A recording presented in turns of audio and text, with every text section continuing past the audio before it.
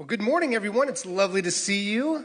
I must say I am full of gratitude. I am full of this wonderful spring having sprung. It's wonderful to see people coming back around. We're lightening up restrictions. I'm grateful I had the opportunity, and my wife's had the opportunity to be fully vaccinated. I'm just grateful for this. And I'm very grateful that my next-door neighbor, Ms. Sarah Gatewood, will be singing with us this morning. Her voice is lovely. She was actually a Soul Train dancer back in the 70s. It's awesome. So she can sing and dance. It's a cool thing. It's a cool thing. So if you would please check it on your iPhone or your wherever phone you may have and silence it or turn it off. And please remember we are doing some social distancing. We're doing the masks and no touching. Our first song is Spirit is in This Place by Denise Rosier. The words are on the screen. Please join us.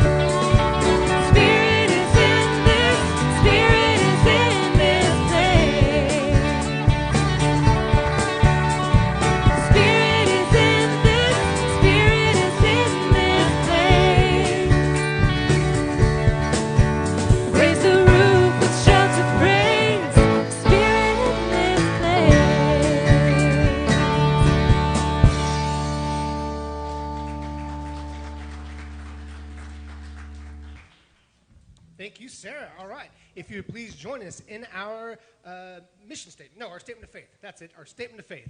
Together now, there is only one presence and one power in the universe and in my life, God, the good, omnipotent.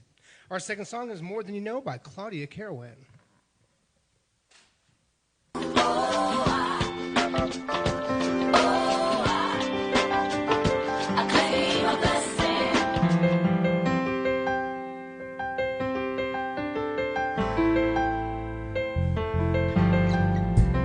More than the cloud up in the heavens, more than the sands up in the shore, more than the colors of the rainbow, or the poet's metaphor, more constant than the movement of the ocean's ebb and flow, more than you can fathom. You are loved more than you know.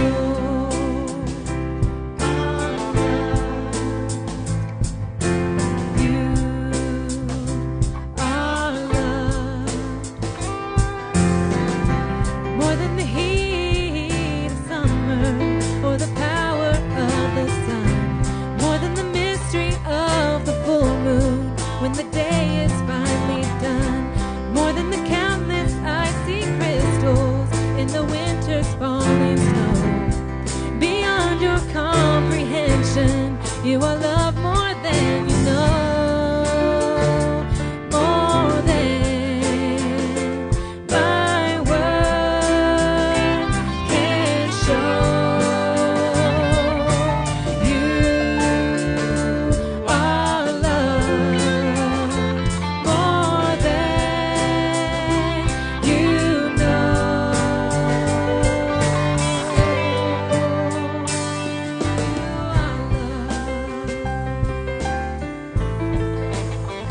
More than you know.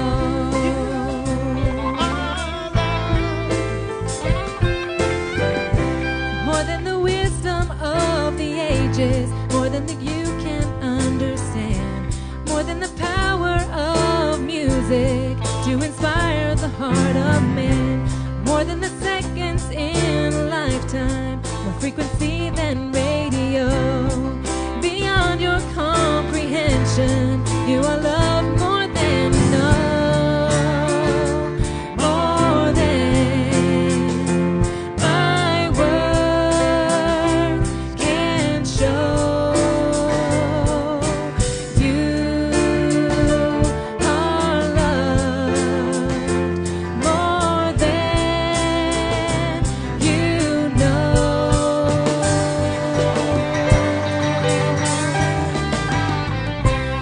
More expansive and life-changing if you could feel it through and through. So take it easy on yourself and let this message carry you wherever you may go, whatever you will do.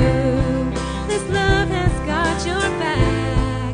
This love will see you through. More than language can express, more than you could ever guess. More.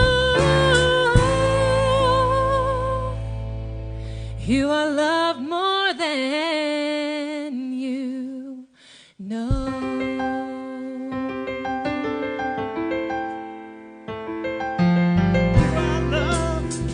More than you know. More than you know. You are loved more than you know. More than you know. You are loved more than you know. More than you know. You are loved more than you know. More than you know.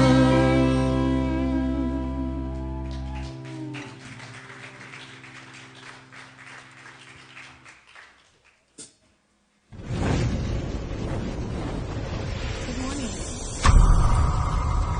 Let's read our mission statement together.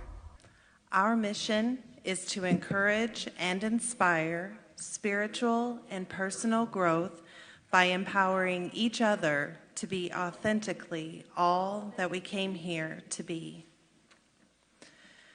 Today's daily word, please join me in speaking the affirmation. The light of God is guiding me now. When I face a difficult decision, I remember that God, as infinite wisdom, is part of the fabric of my being, guiding me as I discern what is right to do. God's light illumines my clarity of thought and evokes a deeper inner knowing. I maintain healthy boundaries as I follow the light of God. Connecting with the wisdom of God in meditation, I become clear on what is mine to do and what is someone else's responsibility. If I ever feel uncertain about a decision, I take time I need to pray and connect with the wisdom of God within me. When I am ready to act, I feel confident in my choice. The scripture is from Hosea 14:9. Those who are wise understand these things. Those who are discerning know them. For the ways of the Lord are right, and the upright walk in them. Let us repeat our affirmation. The light of God is guiding me now.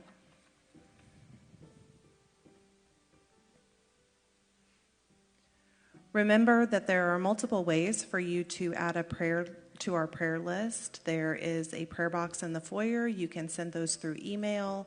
You can place them in the prayer bowl, or you can call and let Dee know what you need added.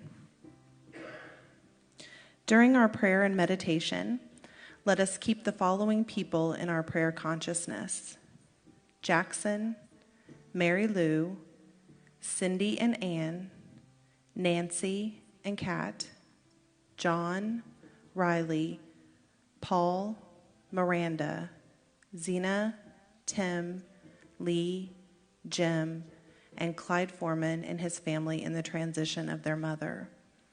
Please also keep Cindy Mazmer in your prayers for the passing of her mother. As we begin to move into our time of prayer and meditation, allow the beautiful and peace-filled tones of the prayer bowl to center you.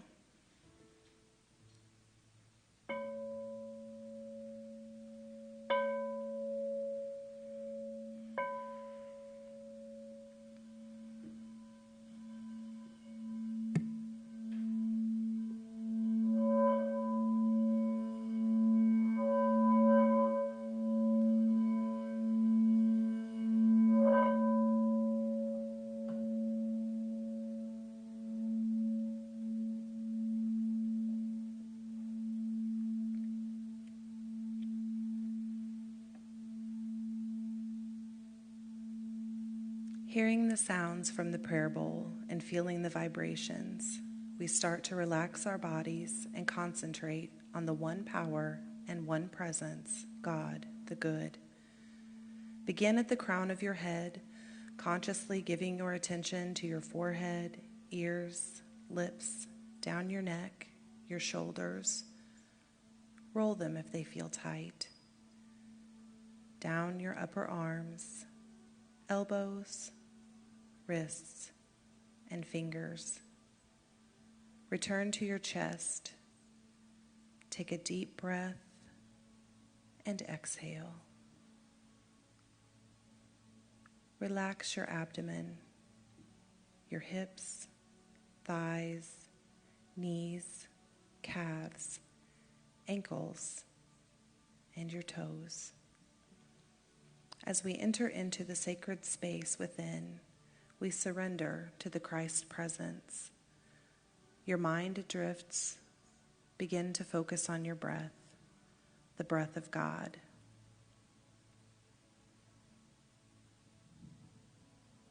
We practice forgiveness of others and ourselves for things that have caused us angst or that we regret. For those whom prayer was requested, for our families, our friends, our neighbors, ourselves, for all people everywhere, we share the knowledge and beliefs that all we need is at hand, be it healing power, guidance, wisdom, prosperity, peace of mind, love. We picture our planet Earth and bless it as we protect and conserve it, this or something better. Continuing in this consciousness of prayer, let us flow gently into our time of meditation.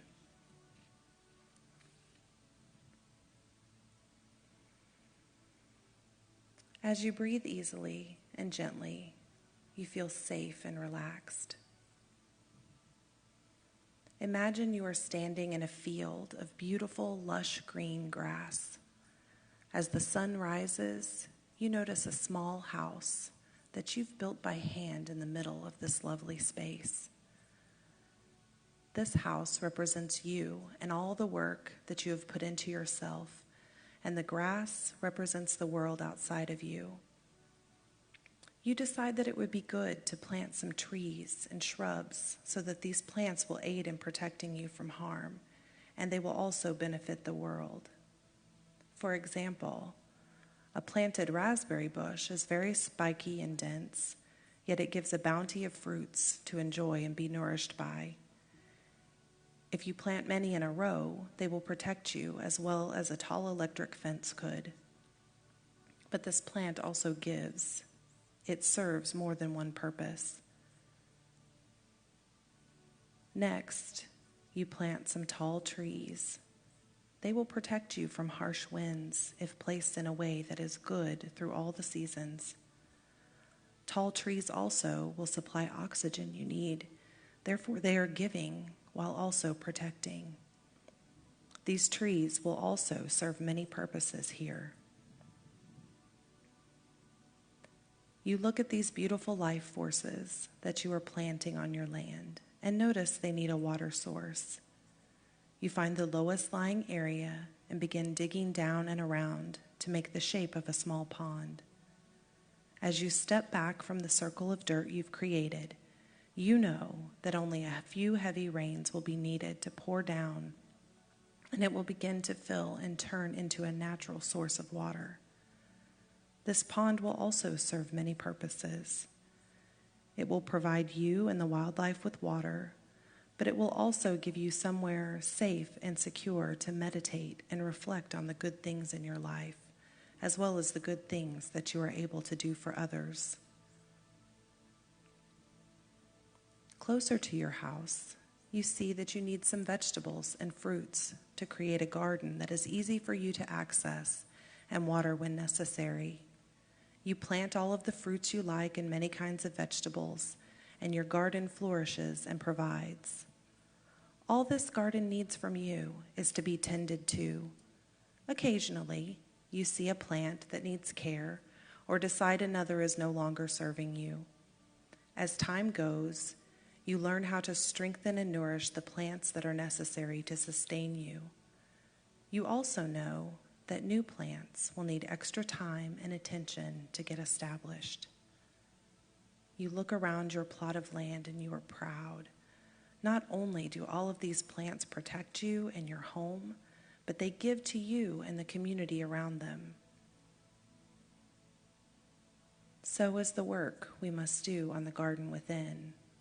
Put up proper barriers that, if planted well, with love and care, they will also give and sustain you. In this moment of silence, contemplate additions you may need in your inner garden. Did you forget to plant a windbreak and you are now feeling worn down from the force of the gusts? Remember, you are a magnificent co-creator with the divine, and you choose what is needed in your garden. In the silence.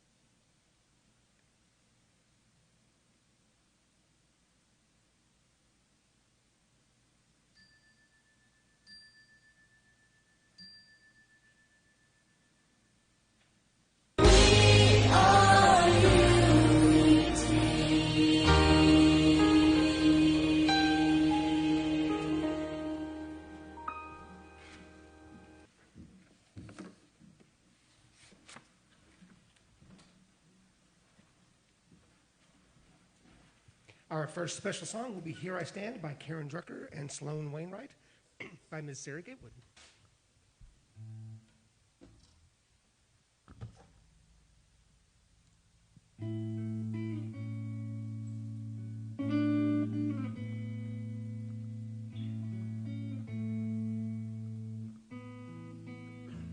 I was a little girl who never spoke her mind.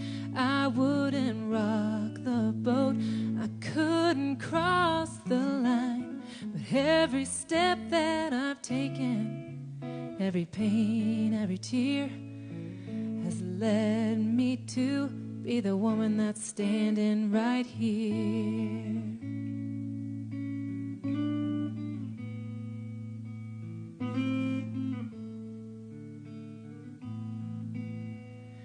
I got so tired of giving myself away, always looking for someone to tell me I was okay. But I got to a place where I could trust my heart. It was a perfect place for a brand new start.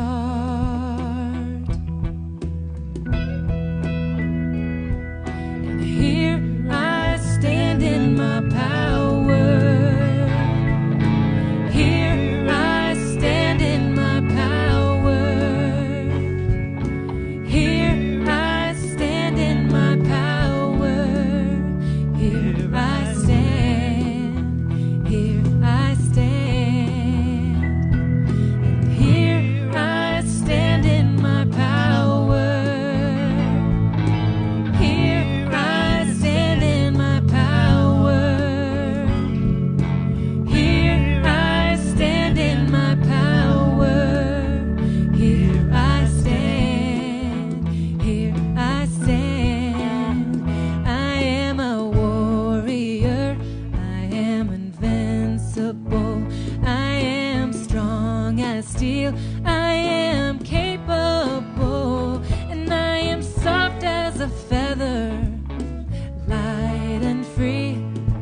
And the truth that I know, healing begins with me.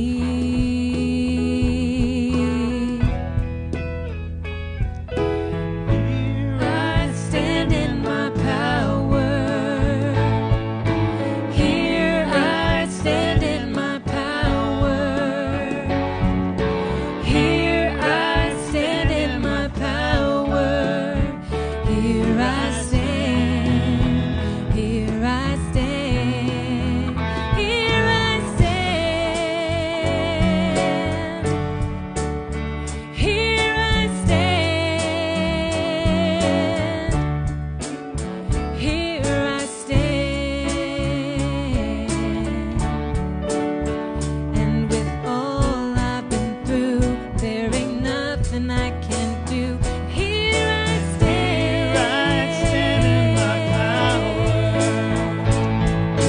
Here I stand in my power. Here I stand in my power. Here I stand. Here I stand. Here I stand. Here I stand. Here I stand. Here I stand. Here I stand. Here I stand. And with all I've been through, there ain't nothing I can do. Here I stand.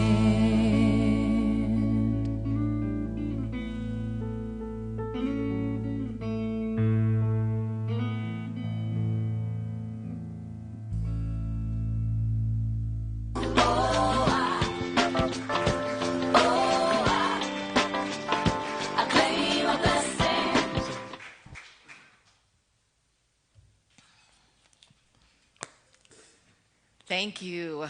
Sarah, you are welcome to come and sing anytime. Wow.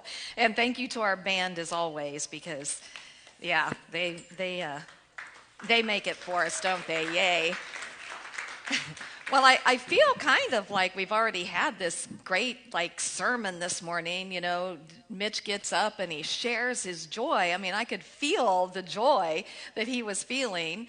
And then that amazing meditation, which ties in so well with what I'm talking about today. And then the music. And boy, I'll tell you, when she was singing and they were singing that, "Here I Stand in My Power," couldn't you feel that? It was like, wow, you know, I could feel like these roots going down and saying, yes, here I stand in my power. So, good morning. It's so good to see everybody here this morning. It's fun to be able to be here in person, and it's great to have you online with us today too. And if you're on the edge of coming back, come on back.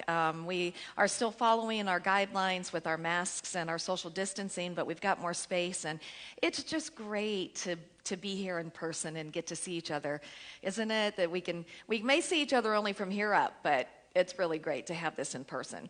So for the past few months, we have been talking about Unity's 5 basic principles and how to apply them in our lives. And more recently, we talked about money and how important it is to make friends with money and have a good relationship with money, that money is good, money is an energy. And then I talked for a number of weeks about our health and really aligning with our divine nature, our wholeness, and focusing on that and bringing that forth more fully in our lives. So today we're going to talk about relationships. And one of the things in thinking about relationships that I realized is that we really need a great deal of courage to be in authentic relationships, healthy, authentic relationships with other people, whether it's romantic relationship, friendship, business relationship, neighborhood, church relationship, whatever it is. And note here that I said it takes a great deal of courage to be in healthy relationships with other people. Robert Frost said that courage is one of the greatest virtues, and because we have to have courage to do a lot of things in our lives. We have to have courage to have faith, to trust. We have to have courage to get up when we fall down. We have to have courage to take that next step forward. We have to have courage to say the things that are on our heart and in our mind. We have to have courage to stand up for ourselves.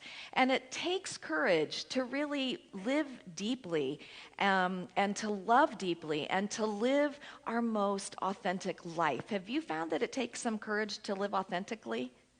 Yeah, absolutely. And why does it take courage? Because living our deepest, most authentic life causes us to move into something that most of us are very uncomfortable with, and that is vulnerability. Does anybody get a shiver when you think about having to be vulnerable? And because to be vulnerable means that we are going to be our true selves. We are going to expose ourselves. We're going to let ourselves be seen. And the fear in that is that we're not going to be accepted, that we're not going to be embraced the way that we really want to be embraced. But vulnerability is a prerequisite to a more profound and deeper life. Vulnerability is really that gateway into a deeper intimacy, and no matter what the relationship is, it's that gateway into deeper intimacy, into other people, into ourselves. There are great risks involved in being open and vulnerable, but there's even greater rewards in being open and vulnerable. So there was a study, and it showed that there are 2 things that as human beings that we seek in our lives. And the first one is we seek a sense of belonging, that we want to know that we're cared for, that we're loved, that we're heard, that we're seen, that we matter to other people. In fact, scientists belonging is compared by scientists to our need for food and water. That is how strong that sense of belonging is, that desire to be loved. And I'm telling you, even the people in your life that seem like the most unlovable, unapproachable people, they also have that need within them that they've just lost their way in their life. The second thing that we need is we need to be true to ourselves, to be our most real and our most authentic self, to be comfortable in our own skin, to be connected to our own gifts and our own talents. Now, I know personally the value of this because I lived a lot of years not comfortable in my skin, and probably a lot of us have. And to be at a place in life where I'm so much more comfortable with me, with who I am, with what I'm about, has taken a lot of issues away from my life just to be able to show up authentically. And what is our mission statement, in courage? To be authentically all that we came here to be. So to be in relationship with anyone is to be authentic. And here's the thing I'm going to tell you: if we're not being authentic, we're not in true relationship. Because the other person is not really in relationship with you. They're in relationship with the version of you that you think they need in order for them to accept you. Anybody ever been in those relationships? Yeah. They weren't fun, were they? So today, what we're going to focus on in particular today is on setting healthy boundaries. And setting healthy boundaries, I'm going to tell you, is probably going to make us feel pretty vulnerable. Is anybody here ever had a problem or currently have a problem with setting healthy boundaries? It's an interesting journey, isn't it? This journey of taking care of ourselves, and knowing that it's the good and the right thing to do. Somewhere along the way, we've learned it's not spiritual to set healthy boundaries. So here's where I've gone with this. I have heard it said in New Thought circles that you cannot unconditionally love someone and set healthy boundaries and set boundaries, because in their mind they were exclusive. Here's what I want to tell you: don't believe everything that you hear. And I say this oftentimes when I'm doing a class. Just because we're reading a book by an author doesn't mean that this is the end all. As Charles Fillmore said, you always take it to headquarters. You take it into your mind and heart. So for a time, I really struggled with this because I was in a relationship where I felt that I should be setting boundaries, but what I'm hearing is I need to just unconditionally love this person. Now, I'm not talking here about any kind of abuse.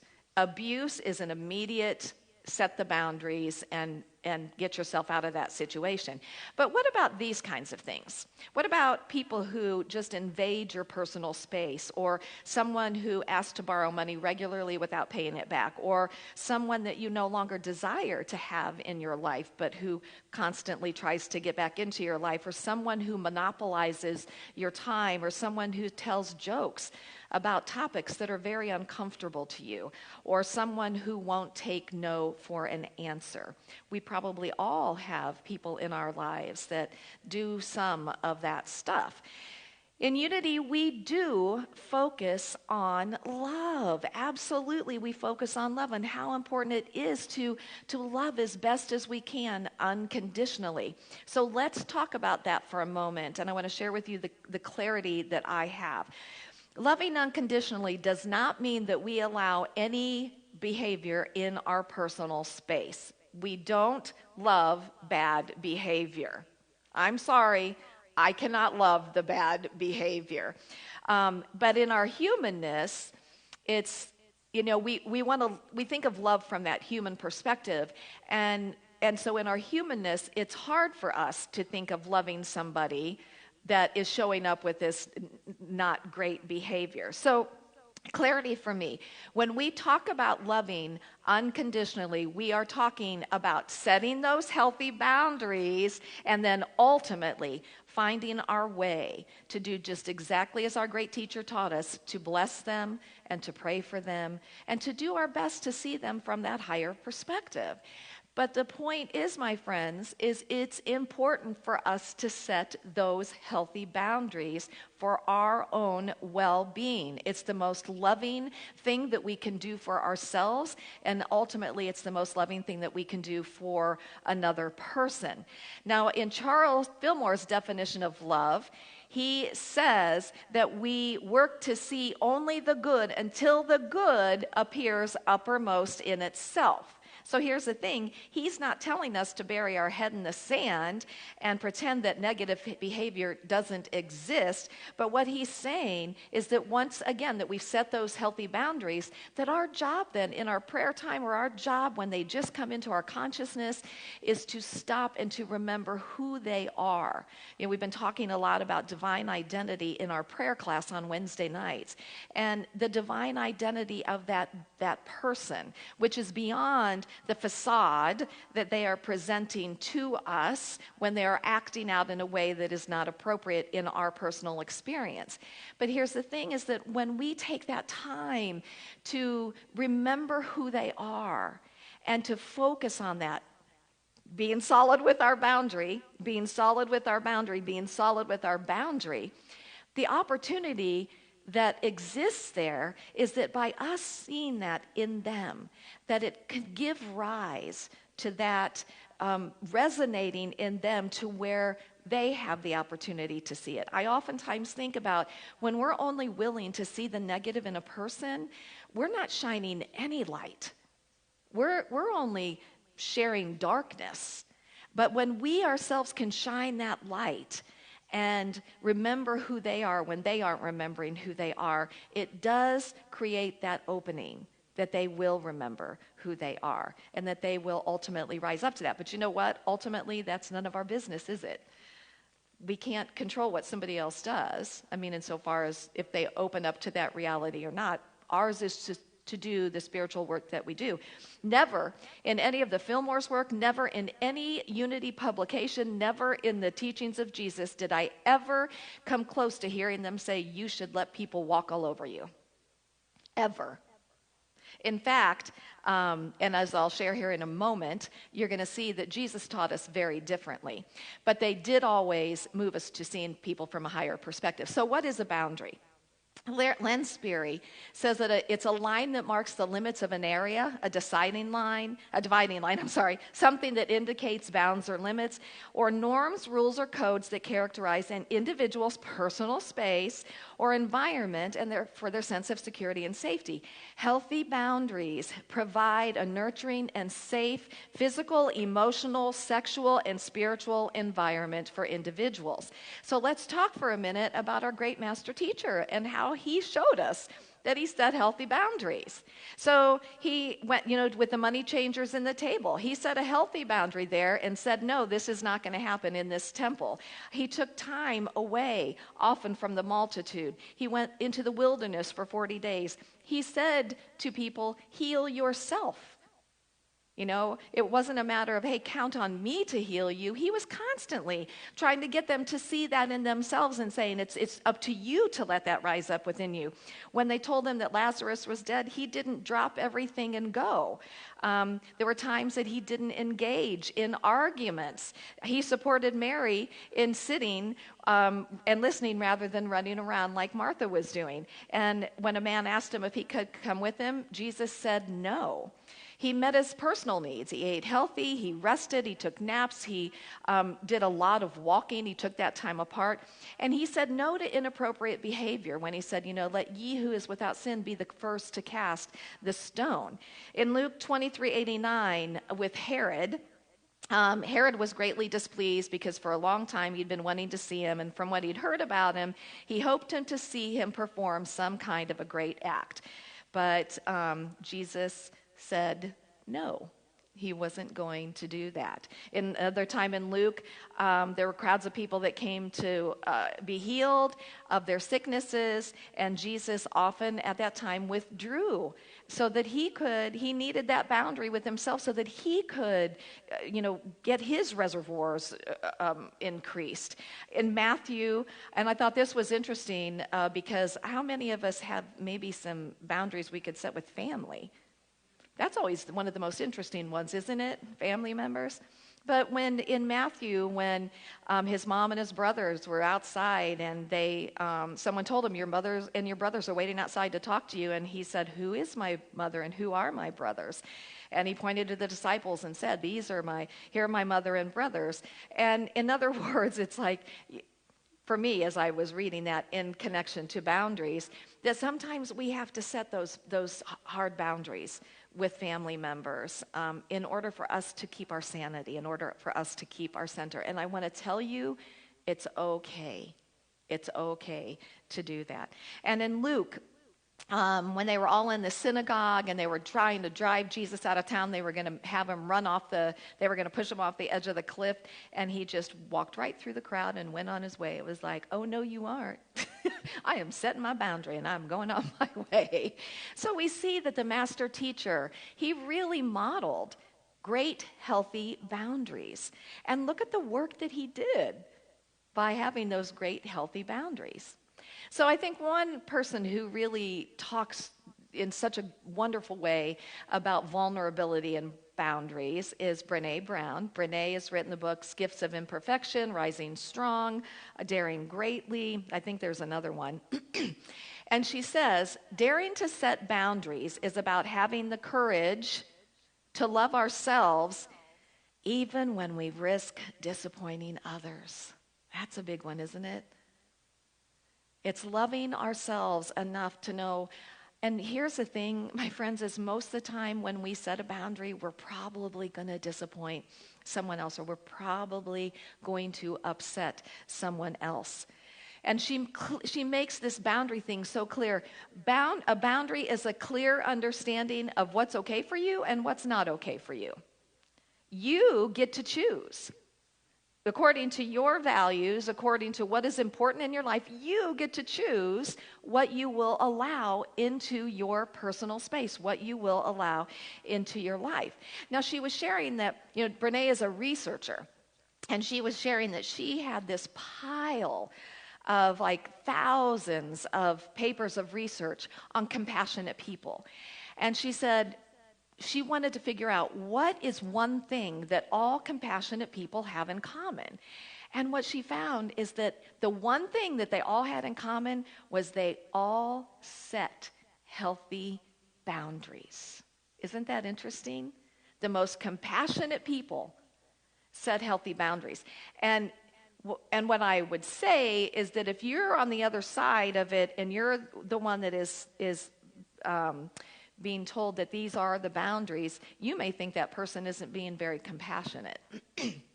Yet, that's what the research shows. So she says an example of this is, say that every year you have a Christmas party and you start planning it in October, but there's this one friend who every year drinks way too much and always ends up being obnoxious at the Christmas party. It always ends up being a stressful thing. And she said the most compassionate thing you can do is to sit down with this friend and have an honest conversation about it. These are called tough conversations, aren't they? And we would much rather just not have those conversations because they're tough conversations.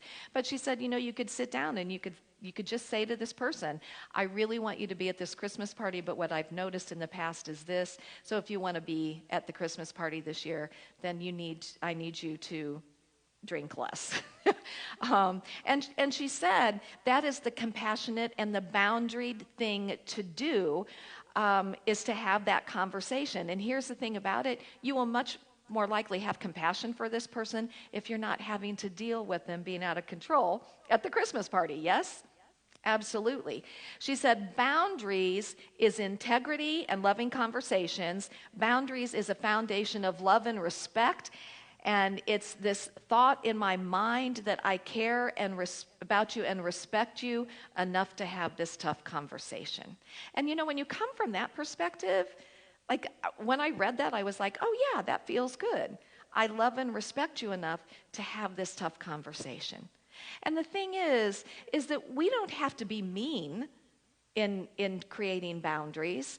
And again, I'm not talking about abuse here. We have to be solid in that.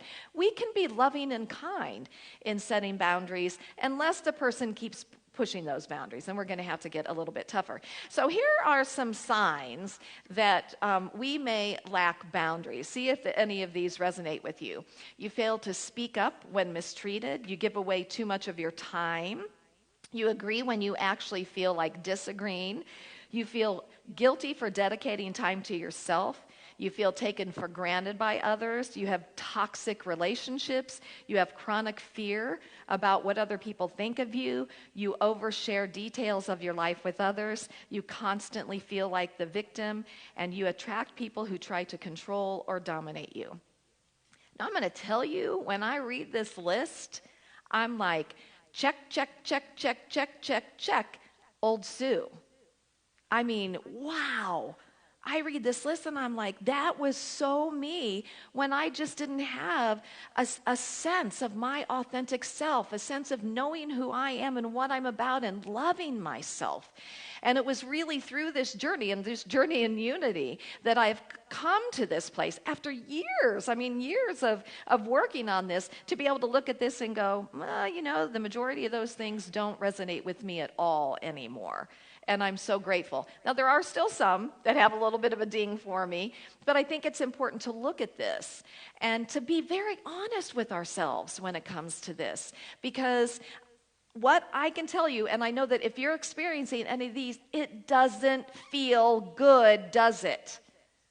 When we're not being true to ourselves, when we're withholding what is really going on inside of us, when we're allowing toxic people in our lives, when we're allowing people to control and dominate us, when we're not able to say no to things that we really want to say no to, it doesn't feel good. We are so conflicted within ourselves. And that's why this is important for us to talk about. So let's look at some of the benefits of setting healthy boundaries. We have more compassion. We have greater assertiveness. Notice the word here is assertiveness, not aggressiveness. We can be assertive in setting boundaries. Again, we don't have to be mean. We don't have to be aggressive. Your needs are met. Anybody like your needs to be met? Yeah. You feel less anger and resentment. Does that feel pretty good? Yes, absolutely. You have a feeling of peace and safety. You have time and energy to do the things that nourish and bring joy to your body, mind, and spirit. You are feeling respected by yourself and by others. And I'm going to tell you that the most important part of this is feeling respected by yourself, because that's so important. You have less conflict in relationships. Improved communication, greater self-esteem, less anxiety and stress, increased confidence, feeling understood and accepted by family and friends. So I want to share with you this little story that there was a man, and he was at the health club, and he came back in from working out, and he walked into the locker room, and there were all these other guys in there, and the phone rings, and he just pops it on speaker, and he says, hello. And he hears, hey, honey, are you at the club? And he said, I sure am. And she said, well, I just wanted you to know that when I was at the store today, I saw this beautiful leather coat that I've been wanting for a long time, and it was on sale for $2,000, and I bought it. And he said, oh, honey, that's great. I'm glad that you bought that you really wanted that. You deserve that. And she goes, oh, good. Thank you, honey. She goes, well, the other thing I wanted to tell you is that on my way home from the store, I stopped by the Lexus dealership. And you know that car that I've been really wanting? Well, they have no interest on it. And they're doing some other deals so that it's only $90,000. And he said, oh. And he said, well, I know that you really wanted that car. And, if it makes you happy, absolutely, yes, go ahead and get it. Just make sure it has all the bells and whistles. She goes, oh, honey, thank you so much. That's so great. So then she says, oh, by the way, our real estate agent called. And you know that house that we've been looking at that we've wanted that's over $1 million? They've come down on the price now, and it's only $950,000. And he's like, oh. And he says, well, I know that that's really where you want to live. I know that's your dream house. Why don't you just offer $900,000? And if we have to pay the other $50,000, that's okay. And she's like, great. Okay, and honey, I love you. I love you too. Goodbye. Hangs up. And all these guys are just sitting there. Their mouths are open, and they're just kind of like, what just happened? And he looks down at the phone, and he picks it up, and he says, does anybody know who this belongs to? So I'm thinking that husband was going to have to set some healthy boundaries after that. Okay, so how do we set healthy boundaries? And these are suggestions given by Carmen Sakuri. Number one thing is to clearly identify your boundary. So you want to have that in your mind, how you're going to clearly identify it. I've had 2 occasions where I needed to have a conversation with somebody about my personal space. And what I did was I wrote out what my boundary was, what was going on and what my boundary was on a 3x5 card. And I took that card in and I said, I am going to use this card because I wanted to stay present. I don't know about you, but when I go into tough conversations, I feel like all the blood goes to my brain and I can't think, and my heart's beating out of my chest. So it helps to have that. But be clear on what it is that you want. If you are in an environment where you work in a cubicle and you have a coworker that comes in all the time and bothers you, do you need them just to not come in at all or only during certain times? You have maybe a mother that likes to come visit you and pop in on you but doesn't give you a call and you really want her to. what is your personal boundary there? And then number 2 is understand why you need this boundary. It's important that you know why you need it. In the case of the person if you're in a cubicle, the reason that you want the boundary is because you want to do your best work. You're part of a team, and you want to make sure that you're able to show up. When in the situation with your mother coming by, you just need to have your personal space. The third thing is decide what happens if your request is not respected. And this is important, and you should have that in your mind before you have that conversation. Because as much as we want to think that when we share this with somebody that they're going to totally respect the boundary, there's a good chance they're going to push that boundary some. And so it's important, and I love the saying that said, we teach people how to treat us. We teach them that. And if we're not being treated well, it's because we haven't stood up for ourselves and how we will be treated. I think about, it's like a common thing that with kids, if they don't follow the rules that we set, there's consequences to those actions, right? And so it's not a punishment. It's just that there's consequences to that. The example of the person in the cubicle is, if you don't honor these boundaries, then I'm going to have to go talk to the boss about this. So you have a consequence there. The fourth one is be direct. Don't be vague in what it is that you're trying to communicate, thinking that you're going to spare someone's feelings and avoid conflict. Keep in mind that it is not selfish to set boundaries. In fact, it's the opposite. So just be direct, and that's where the 3x5 card helped me, is that I could stay on track. I didn't care what this person thought about my 3x5 card. I cared that I needed to be in integrity with myself and set these boundaries. Number 5, this is a big one, especially if we're kind of people pleasers. Don't apologize. Because I'm so sorry that I have to set this boundary. It's an immediate wishy-washy boundary setting kind of a thing. You're not doing anything wrong by setting and enforcing a healthy boundary. Okay, I want you to really know that. You're not doing anything wrong. You don't need to apologize. There's a couple of slides I'm going to pop on first. If someone throws a fit because you set boundaries, it's just more evidence that the boundary is needed. Doesn't that make sense?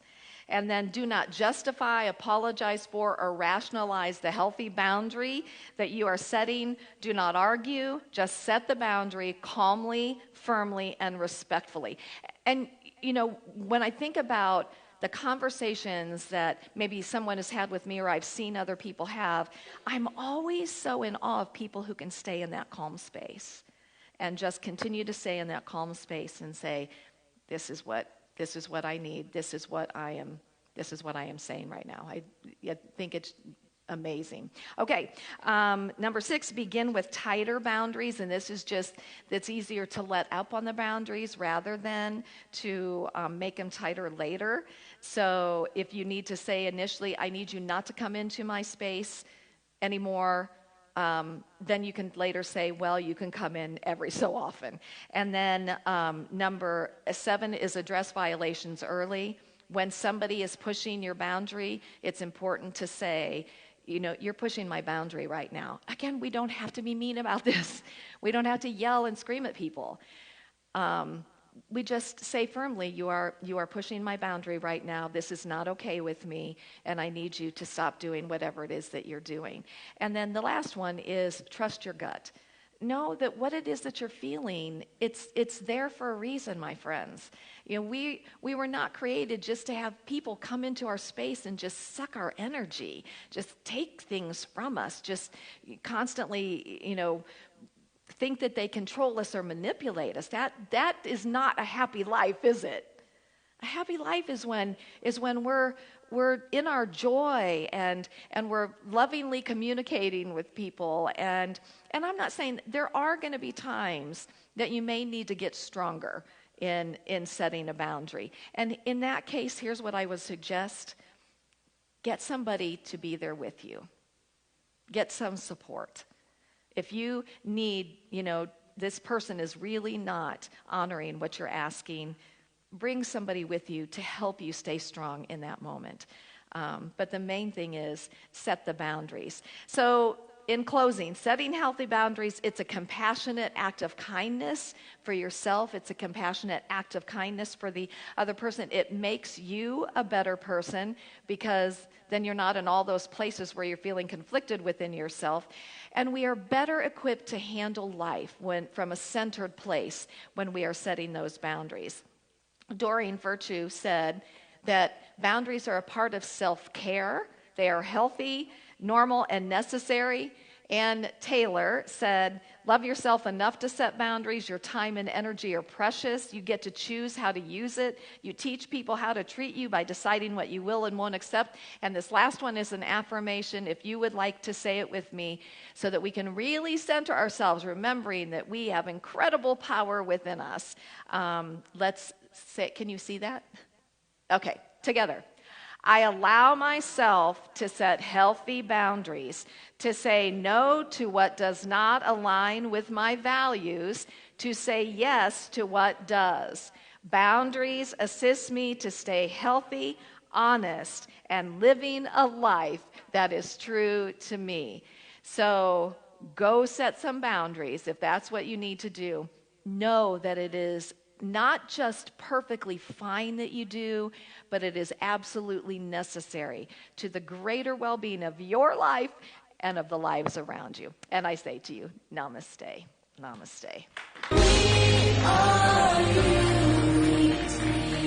All right, as our band and Sarah are coming up, this is the time in our service that we have this wonderful opportunity to support our ministry through our treasure. And so you can give through our PayPal at ccunity at sbcglobal.net, or you can download our Tithely app and give through that. Our ushers are coming forward, and whether you give online or whether you give, however you give, let's take the energy of that gift into our hands and let's bless it together. Divine love through me blesses and multiplies all that I have, all that I give, and all that I receive. And thank you, God. And once again, Ms. Sarah Gatewood singing What Would Love Do? Oh, I love this song. I love this song.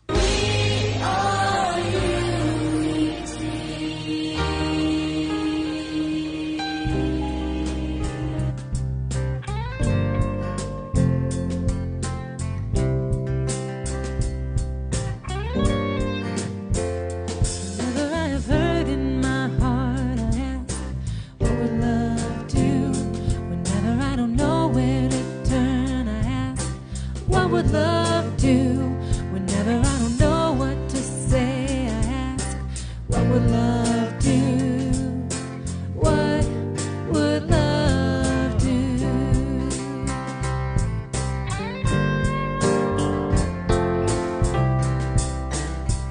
Anytime that I am stuck in my pain, I ask, what would love do?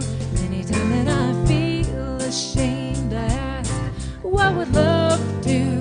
Anytime that I can't find my truth, I ask, what would love do? What would love do? What would love do? Love has all the answers. Love makes no demands. Love will lead me to the truth and help me to understand that life is all about love. When I'm something hard to say, I need, what would love do? When it seems another block is in my way, I ask, what would love do? When it seems I can't face another day, I ask, what would love do? What would love do? What would love do?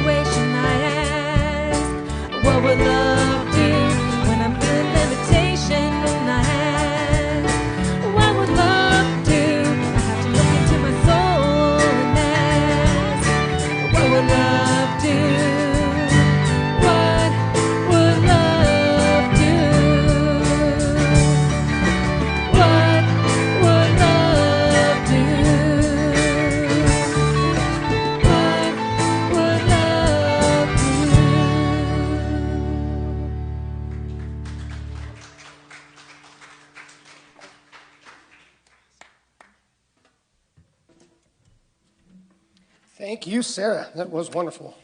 All right. I know it's your favorite part of the service where I read the announcements.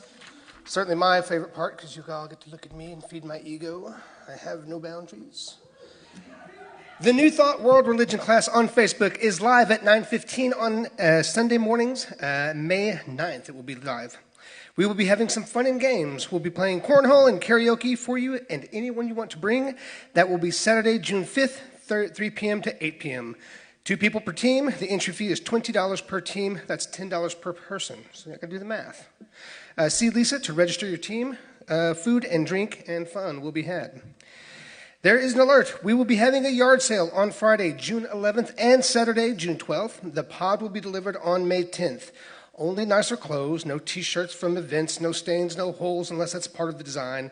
Only furniture will be tables and chairs and bed frames. No couches, no love seats, no mattresses, no box springs, no Iron Maidens, no any other large item unless it's okayed by Mary Hilsebeck Huber. And they're in really good condition. And she is stern, so you better be real nice. She looks at me sternly. We want to thank Brandy B. for coming this week and planting our meditation garden. It's beautiful out there. And Lisa needs help serving coffee on Sunday mornings. There's a sign-up sheet on the board. Is there a sign-up sheet on the board? On the coffee bar. That's good thinking. If you would all please join us in our prayer for protection. Together now. The light of God surrounds us. The love of God enfolds us. The power of God protects us. And the presence of God watches over us. Wherever we are, God is, and all is well. Our closing song will be That Good Thing by Aaron McGahan. And the words are on the screen. Please join us and stand if you'd like, or sit. Whether you're standing or sitting. Yes, and whether you're good or bad. You've got to be the light if you want to see the light. You've got to be the light if you want to see the light. You've got to be the light if you want to see the light. Because you reap what you sow, you meet what you know, and you see what you believe. Give a little bit of that good thing if you want to receive.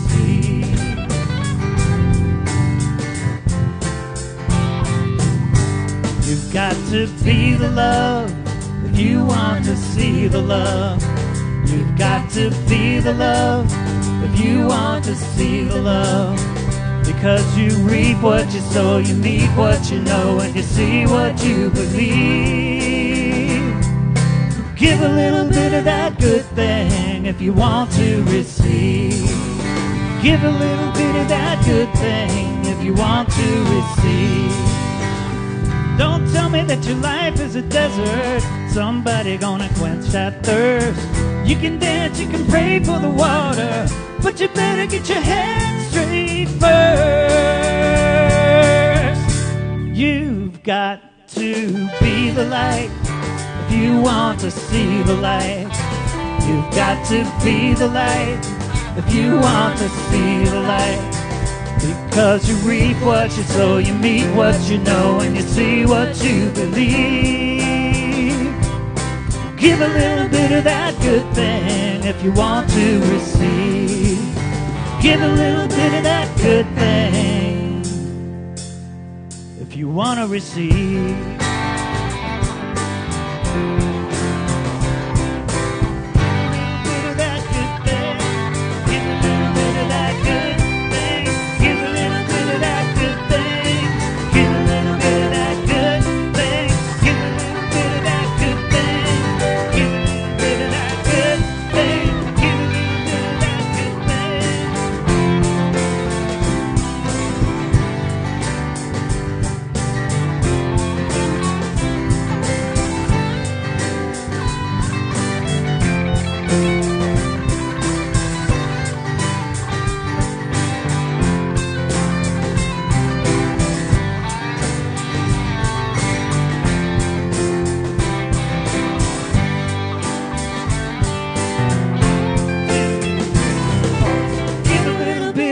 Good thing if you want to receive.